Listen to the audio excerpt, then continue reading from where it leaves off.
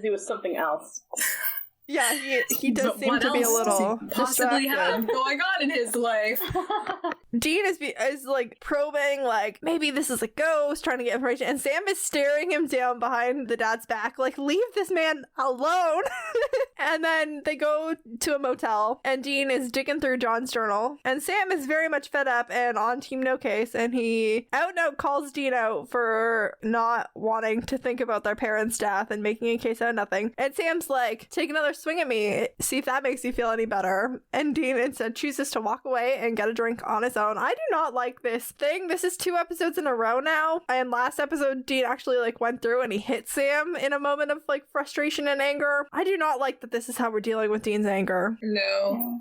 But also I feel like we could make an argument that it's kind of realistic for, I guess, if he's like getting away from behaving like John. I think Dean needs to put in some more effort into breaking the cycle of abuse.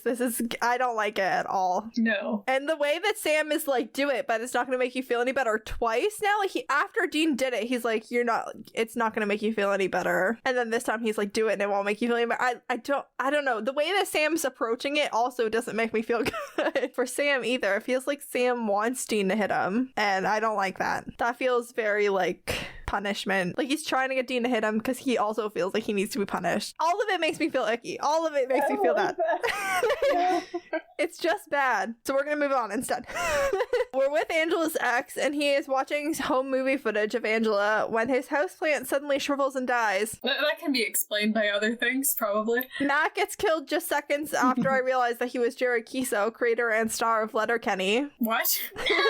Which is a show that I love. I feel like we've said it so many times. He's the second Letterkenny actor to be on this show. There's a bunch of them that have been on Letterkenny because Letterkenny is filmed in Sudbury, Ontario. It's Canadian. Jean has broken into Angela's apartment, scaring the hell out of her roommate, rightfully. Poor roommate is just minding her own business, and this 6-foot stranger just busts into her room. He says that he's Alan Stanwyck, Angela's cousin, and he's picking up some things from her dad. Alan Stanwyck is Tim Matheson's character in the 1985 movie Fletch, starring Chevy Chase. Also, Dean's facial expressions during that like made me crack up, because he's like eyes are darting around. He's like, I'm this name, and then he's like shrugging to himself like, yeah, that was good enough. Yeah, you know that he was watching that movie like last night.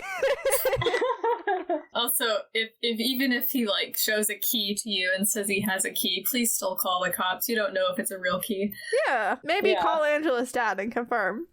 I thought he was just holding up like his own car keys. I think it was. Yeah, I think that's what it was. Or anything. Well, Angela's roommate is crying, and she like only has good things to say about Angela, and she tells Dean that Angela's boyfriend Matt just killed himself the night before, and that he was taking Angela's death super hard. He was like talking about seeing her everywhere. Angela's roommate's like, of course, there was no reason at all for Angela to have died angry with Matt. That lie's gonna come back to you later, girl. This girl's name's Lindsay. I think it's mentioned like later, but her name is Lindsay. Yes. And then we're back at the motel where Sam is watching porn. Casa Erotica 4, A Tale of Two Latin Beauties. Not something we usually catch Sam doing. It was an interesting choice. I guess it was just on. I now want to play a fun scavenger hunt where I see how many Casa Erotica like titles I can find. You should keep track of them. First one. Yeah. I'm pretty sure this is the first time that the franchise has been mentioned. We should write them down, see if we can make a story out of it. I want to see how many titles I can find. I'm gonna like start a list. I did in fact Google if there was like a bunch of porn films, if that was also called a franchise. It is. I'm sorry, that's in my Google history forever. I can't. I'm surprised. There's no shame in it. We won't judge you. I was just like, is franchise the correct word to use here? Do you a saga? What else are you gonna call it? Aside from this, I did want to talk about the fact that Sam has it like on TV, because we never. This is something that we see Dean. You know, we see Dean getting walked in on with porn on his laptop all the time. Not even his laptop, Sam's laptop. They're never doing anything. They never get walked in on doing anything. They're just watching porn for like the plot. I guess. Sam is fully clothed. He's sitting on the end of the bed, fully clothed. Like, we have a full body shot, as we know there's nothing happening. Maybe he doesn't know how to watch porn. This also sounds like it's lesbian porn. I do have to say, Two Latin Beauties to me It sounds like girl on girl, which is very 2006. I just had a thought. We were headcanoning Sam as on the ace spectrum, and that just makes this so much funnier because, like, maybe he's only just discovered that, hey, maybe I do want to watch porn. Is this how you do it? Do you just sit and watch it? Oh my god. The thing that got me is, like, Dean knew immediately. He just looks at him, and he's just, like, awkward. I'm like, oh no, I don't like the implications of this, that they've been around each other for, like, long enough that they just, like, know. But they have to. Like, they've literally lived in, like, motel rooms their entire lives. Like, oh no. They both went through puberty. Maybe that's why he's not doing anything. Yeah, he's like, the risk is too high. He can come back at any time. I think I put for my note, wait, what did I say? Kill me, please, in all caps. I would, but we're in different countries. I'm like, get me out of here. Dean then getting a little bit snippy with Sam as he, like, throws all the things that he's found in Sam's face. He's like, still think I'm making this up? And I'm like, you could take a nicer tone with your brother. Dean has Angela's diary, which I am not pleased about, but comes in handy. She's dead and they don't have boundaries. Can we stop reading dead girls' diaries? They steal dead girls' diaries all the time, and I do not like that for them. It's just such an invasion of privacy. I don't want to know. I hope that they buried Angela so her dad never finds it. But Dean also just went to Matt's place, and all of Matt's plants and his poor goldfish are dead. That poor fish. I'm sad for Matt's fish. Dean also makes a Pretty in Pink reference regarding Neil's unrequited love incel vibes. So that's a movie that Dean has seen enough to make a reference. I mean, are we surprised? No.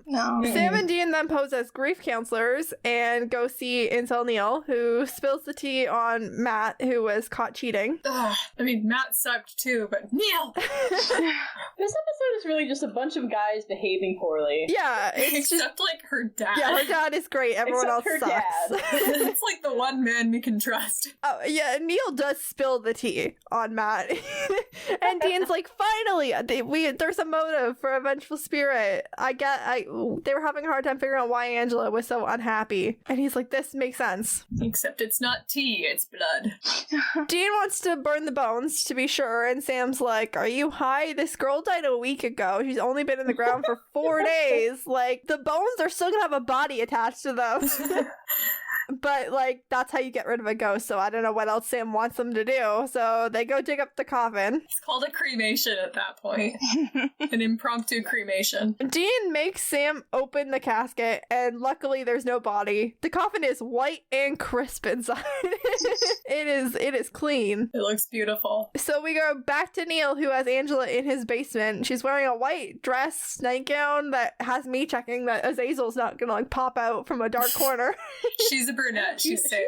Yeah, she wears, like, a lot of white in this episode. Yeah. Rosie's mom in Salvation was a brunette, and she almost died, so. I feel like we should note that Angela is, like, sitting up and talking, and she's not, like, a corpse lying on a bed or something. Yeah, she's alive. She's, like, seemingly alive. Yeah. She looks a little pale, but she's fine other than that. Little nefarious. Neil and Angela kiss, and I'm like, let's take a break so I can go vomit. Like, Incel Neil is a necrophiliac now.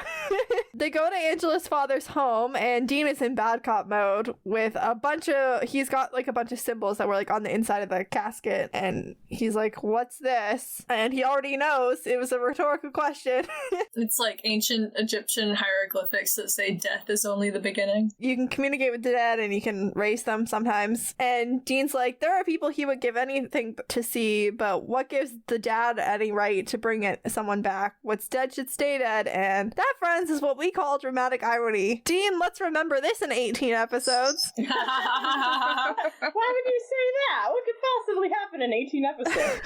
What could go wrong on this show? Yeah. Do you hear? I mean, here's the levels to that dramatic irony. Like, A, that, like, Dean's so, like, what's dead should stay dead. And B, Dean's like, there are people I would give anything to get back. Actually, no, Dean. The right person hasn't died. Someone else could die that you would give literally anything. You haven't been tested yet, Dean. Yeah. The other people you would like back, but not enough to go that far. Dean also makes a pet cemetery reference, and Sam points out that the houseplants are all thriving and it's not the dad, so they head outside so that Sam can yell at Dean properly. And I literally copy and pasted from the transcript some of the things that Sam says to Dean here. Yes, leave this poor man alone. Sam says, I don't scare easy, but man, you're scaring the crap out of me. And that's always a bad sign when they scare each other with how far the other is willing to go. That's bad. Or like how out of touch the other one's getting. And then Sam says, you're lucky this turned out to be a real case, because if it wasn't, you would have just found something else to kill. You're on edge, you're erratic, except for when you're hunting, because then you're downright scary. You're tail spinning, man, and you refuse to talk about it, and you won't let me help you. Some things about that is that last episode, literally last episode, however long ago that was in the timeline, was about even the things that are monsters aren't necessarily like monsters that they need to kill. And then in this episode, Sam's like, you would just kill anybody right now, monster or not. Like, one episode after having that realization, like, you're not doing good. You're not progressing in a linear pattern at all. Yes, we need a minute. And then there's some more arguing, and then Sam just says, stop. Please, Dean, it's killing you. Please, we've already lost Dad, we've lost Mom, I've lost Jessica, and now I'm gonna lose you too. And that is more irony, I guess, or foreshadowing for what happens at the end of this season. Yeah, stay tuned. Looking at that, yeah, stay tuned. I saw too that some of those lines about it like killing Dean and Sam being like scared by Dean kind of said similar things about Sam in season 1. Yeah, like when he was talking about his visions. Yeah, and even like when Sam was, Sam went through a couple periods where he was just like angry about how his life was turning out and about what had been taken from him. And Dean definitely said stuff like that, like 100% in regards to like how Sam was dealing with losing Jessica. Because, Sam does have some anger management issues. Dean says that he knows he's being an ass and he is sorry, but right now they have to find a way to kill a zombie, and they both agree that their lives are weird. Just in case, we didn't know that. It does break some of the tension between them a little bit. Oh, yeah. Neil then asks Angela if she went to see Matt, which she denies doing, because she's a liar. And she says that Neil proved he was the only one who ever loved her when he brought her back, confirming that it was him. Oh, sweetie. And that's exactly what Neil needs to hear. Sam is having a hard time nailing down how to kill a zombie, and even if he does figure out how to kill her, they don't know where she is. And Dean's like, well, I have Angela's diary. Pretty sure Neil would be the next person to have the means, motive, and opportunity. So I'm gonna guess him. And so they go to Neil's place, and they're like, his basement definitely looks like a zombie's been staying down here. And what does that even look like? I don't know. It's so we don't know, but the definite signs are there. Dark, empty basement. Wow, this is a dark, empty basement. It's a little creepy. Zombie pen. Yeah, so many. It's the basement you have nightmares about. That's where you keep a zombie.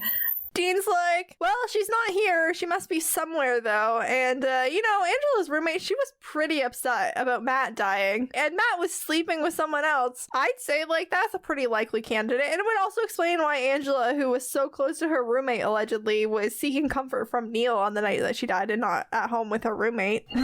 Angela is already at the roommate's, scissors in undead hand. But the cheater roommate, Lindsay, trips Angela, and Angela gets stabbed with her own scissors, and that's why your parents always made you carry them point side down when you were a kid. Yes, children shouldn't play with dead things or sharp things. Exactly. Angela is down but not out. The roommate did, however, buy herself enough time to be saved by the Winchesters, and Sam is like, well, the silver didn't do anything. Let's just try nailing her back in her coffin, see if that helps. They're like, that's great, but how do we get her there? And they're like, I don't know, but let's go yell at Neil for being so stupid. It'll be cathartic. Let's go do it. So they go to find Neil to yell at him about how stupid he was to bring someone back from the dead. Dean kink shames him a little bit, or shames him for bringing Angela back and being with her even though she's dead. And I don't really support kink shaming, but I feel like we can kink shame necrophilia. Yeah, necrophilia 100% is crossing the line. Yes, Very you gross. can kink shame that all you want. Also, zombie Angela seems to be manipulating Neil by being in love with him, but IRL Angela did not consent to being brought back from the dead and did not consent to being with Neil. Clearly didn't really feel that way about Neil in life. Zombie Angela's a simp. Ugh. Neil tries to play dumb, but both the Winchesters are like, no, you're gonna tell us where she is. We know that you know we're not doing this. Dean's like, okay, well then to stop her, we're just gonna do a spell over her grave, so if you want to stop us, that's where we'll be. And he also says Neil should go with them, and like he like lowers the voice and he's like, dude, you should get out